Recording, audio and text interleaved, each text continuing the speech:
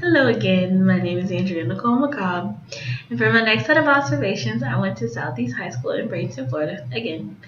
And the first teacher that I observed was Mrs. Sonleitner, and she is an 11th grade English 3 teacher. The day I was there, they were listening to and discussing famous speeches in history. And the three that I was there for were the Gettysburg Address, Martin Luther King's I Have a Dream speech, and Robert Kennedy's address to the people of Indianapolis on the night that Martin Luther King was murdered. And what was really different about hearing these speeches, I've heard all of them except for Robert Kennedy's address, what was different about them was Mrs. Sonleitner's commentary, her information she had a lot of background information on the speeches and on the orators that she was able to give to the students that really kind of helped them make a connection. I learned something like I didn't know that the Gettysburg Address was given so quickly that the photographer never got a chance to take a picture of President Lincoln giving it. Random factoid that I never knew, and I learned it there.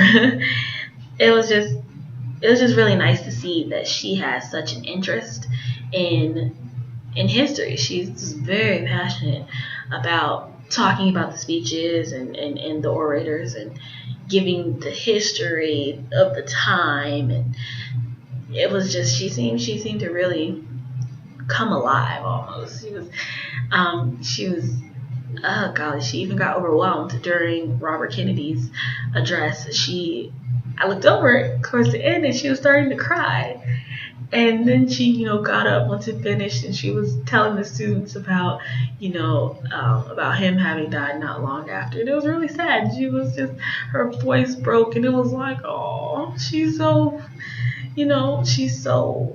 moved by it. And it was wonderful to see, because you can tell it's really special and really important to her. And so it seemed that kind of came across when she was teaching the students. In that classroom, there were a couple of students, one especially, that was very, very disruptive.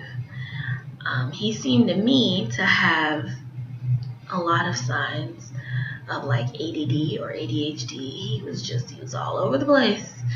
He was talking to me, he was talking to the other students while she was talking. He's yelling over her voice. It was like, oh my goodness.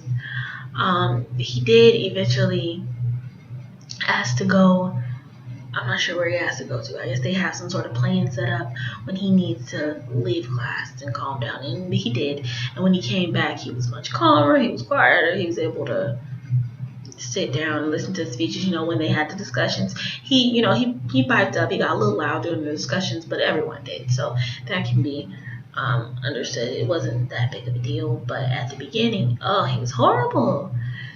And it was really kind of taking the effect on the other students. He would get loud, they would get loud, and then you got like 20-some, you just got a classroom full of people just yelling, and it really got out of hand. The next teacher that I observed was Mrs. Munson. I had to think, it was her maiden name, I guess, is Van Bussen, and then she got married, and now it's Munson. So I was very confused when I went to her class because they were calling her a different name than what I had heard. But her name is Mrs. Munson, and she teaches an English 2 class for 10th graders. Her class was very different from Mrs. Sonleitner's.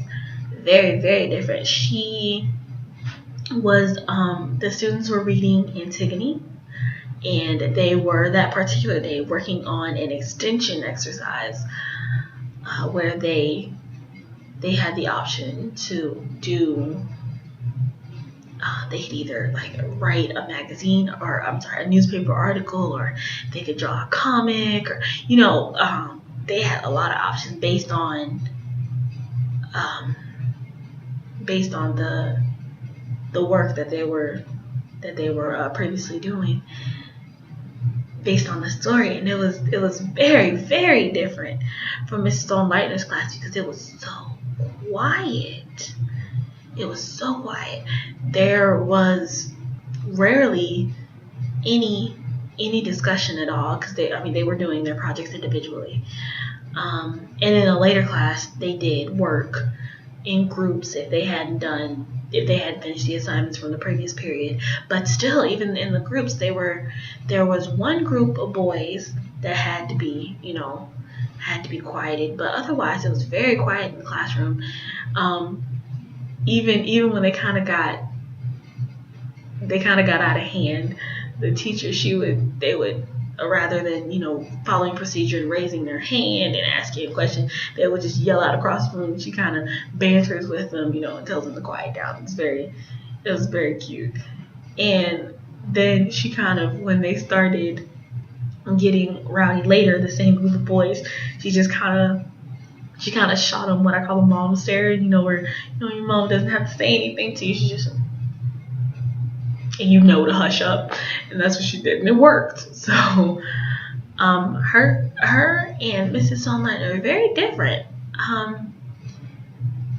Whereas Mrs. Sonlightner's class is very colorful, and she has tons of posters all over the wall. Almost every part of her wall up around the border has a poster or a picture, vocabulary words or something.